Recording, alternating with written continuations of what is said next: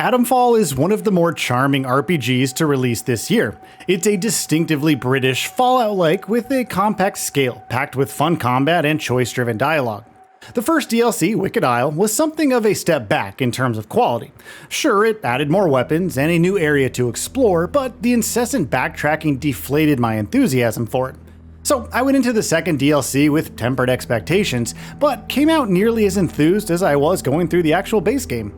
The Red Strain isn't quite a home run, but it's certainly a step up from Wicked Isle. Let's break down why.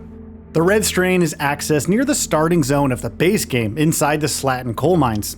A previously defunct elevator shaft whisked me away to a completely new area called the Scafell Crag, the base of operations for this specific DLC's content. Like Wicked Isle, the new location has a single entrance with no interchange shortcuts.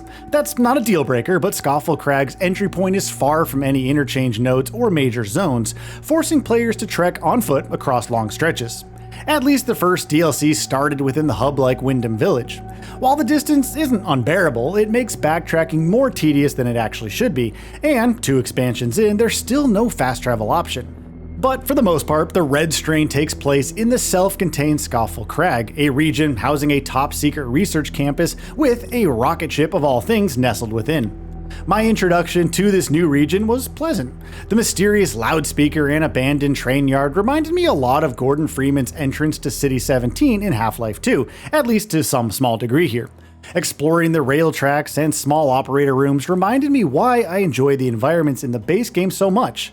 There is a level of fine detail and a strong British sense of place here, something I found missing in Wicked Isle.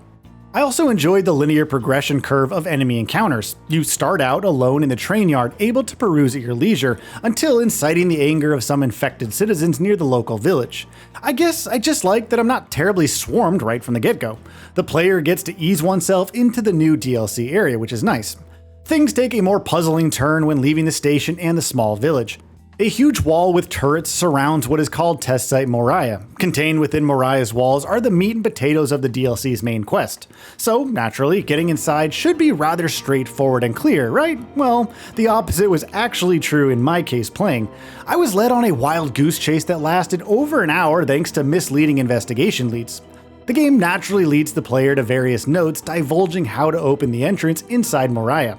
These nodes tie into Windfall Shipment quest from the base game, a quest which leads to the Signal Redirector key item.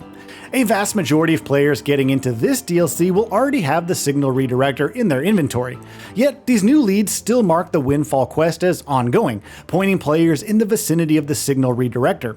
In short, the leads to get through the gate don't recognize the completion of a prior quest, encouraging players to backtrack to places already completed. To complicate things further, some journals mention a new Signal Redirector MK2, which seems tied to the Windfall leads. After wandering all the way to Skethermore in search of the Windfall shipment I already retrieved much earlier in the game, I realized I didn't actually need the MK2 at all. I was just using the MK1 on the wrong control box. So yeah, some of that's on me, but the quest design could be far clearer to be sure. And without a fast travel option, that kind of backtracking does become exhausting. This goose chase is partially on the game for being so obtuse and misleading at times. Once I did realize what I actually had to do in order to open the gate to Moriah, I actually began enjoying the DLC again. The Moriah site has a lot going for it. It's got great terrain verticality, a host of new opponents to combat, and a tight layout that's far more convenient than the sprawl of Wicked Isle. Moriah is dotted with a series of facilities in a circle-like configuration, with the command center at the far end and a neat underground tunnel allowing for quicker traversal. The interesting vertical geography, including a rocket ship of all things centered in the middle of the map, just makes exploration all the more fun here. You're rarely exposed in wide open spaces getting ambushed by common bandits here. The terrain is just too varied and terraced for that, and the enemies are almost exclusively unique. You'll see some common bandits here and there after opening the Moriah gate, but the area is almost exclusively populated by new stuff. Scafell Crag sees the player facing off against a new organic variation of the Bard robots, Red Strain variants of ferals, and my favorite, cute pesky little drones which fly out in packs, shocking every non-infected person in sight. The drones in particular emphasize your new combat equipment well. The new SMGs are perfect for spraying down drone flyers, and electric grenades are even more effective for their wide blanket effect. Now, as far as the larger robots go, you have a new heavy machine gun and flamethrower that tears them to shreds. I didn't find much use for the new suppressed weapons, but it's cool they at least added them in the game. All in all, I never felt too overwhelmed by enemy encounters, and there's enough variety here to keep the gameplay feeling fresh and different from the core game and its first DLC, Wicked Isle. What's more, you can even use robots and turret systems against foes with the handy new Signal Redirector MK2. Just hack away at the applicable robots and they'll patrol and shoot down anyone threatening you. It's especially handy to hack turret systems for those erratic and unsuspecting drone swarms.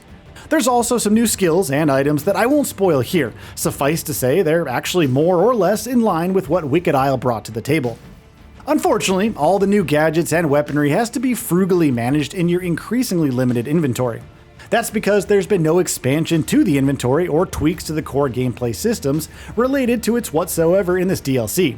Now, it's surprising because one of the core issues since the base game's release was actually how clunky inventory management was.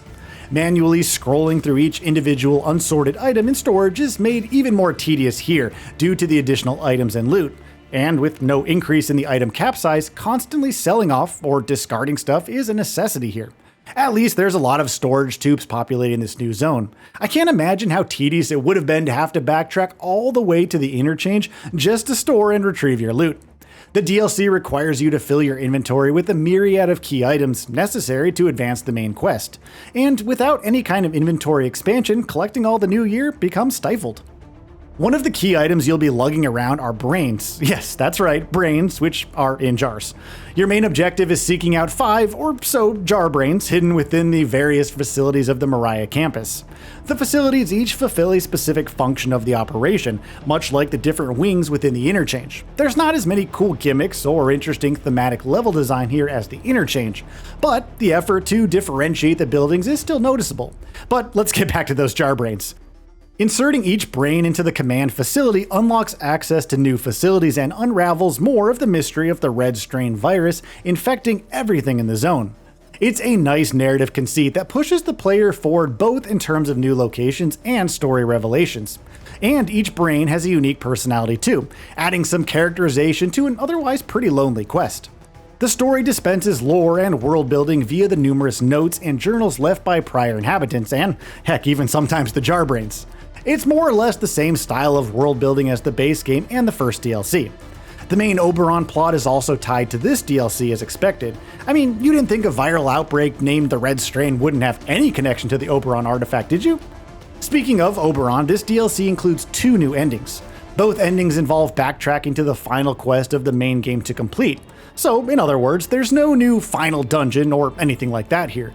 You must do the same Oberon journey from the base game's ending, albeit with the added backtracking to the new zone afterwards. I wouldn't mind ending it at Oberon again, but having to hoof it back to the Mariah facility is pure tedium. Again, the game desperately needs some kind of fast travel option, it would help. The same slideshow style endings are present for both endings of this DLC.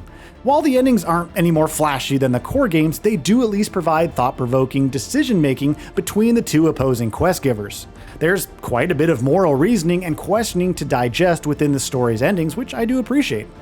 The Red Strain is a pretty notable improvement from the Wicked Isle DLC. The new zone is much more interesting to explore, and the added enemy types and fresh weaponry is more dynamic and fun. And while some old woes remain unchanged here, there's at least far less backtracking this time around. So if you only have the budget to pick up one DLC for Atomfall, the Red Strain is definitely the better option of the 2. So what are your thoughts on this? Go ahead and share them in the comments below. And if you like this video, please subscribe to the channel and enable all notifications by clicking the bell icon to get new video updates. We upload every day and would really appreciate your support. Thanks for watching.